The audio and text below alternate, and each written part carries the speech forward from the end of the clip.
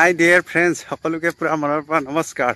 আনক কেতিয়াও নিন্দা নকৰিবা। মোৰ পালৰ পৰা যোনে যি কৰক নকৰক, নিন্দা কৰাতকৈ এইটো কৰিবা যে ভগৱানকে প্ৰাৰ্থনা কৰিবা যাতে যেন তেওঁৰ নিচিনা মোক হ'ব দিব নালাগে। কোনোবাই যদি বেয়া হয়, হাই আমুকা তেমুকা বেয়া, আমুক তামুক কামুক নানা ধৰণৰ কথা। কোনো ভাল হ'লে কেলে নিন্দা নকৰে? চব মানুহটো একেই নহয়, নানা ধৰণৰ মানুহ লাগে পৃথিৱীত। এইকাৰণে ভালটো চাই ভাল কামবিলাক, ভাল কৰ্মবিলাক, ভাল দায়িত্ববিলাক এইবিলাক চাই কিনি কৰক। কাৰণ পাঁচটা আঙুলি সমান নহয়। এয়া চাওক, এটা চুটি এটা দীঘল। এইকাৰণে মানুহৰ মনবিলাকো, মানুহৰ চেহেৰা নিয়ম নীতিবিলাক অলপ বেলেগ বেলেগ, কেতিয়াও নিমিলে। হ'লেও তাৰ মাজতে সকলো লগত এনেকৈ মিলিজুলি থাকিব লাগিব।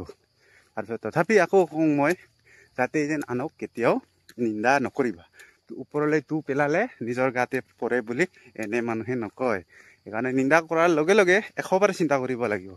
আজি তেওঁৰ বেয়াটো দেখি আপুনি তেওঁক নিন্দা কৰিব, কাইলৈ আকৌ আপোনাৰো এই অৱস্থা আহিবও পাৰে।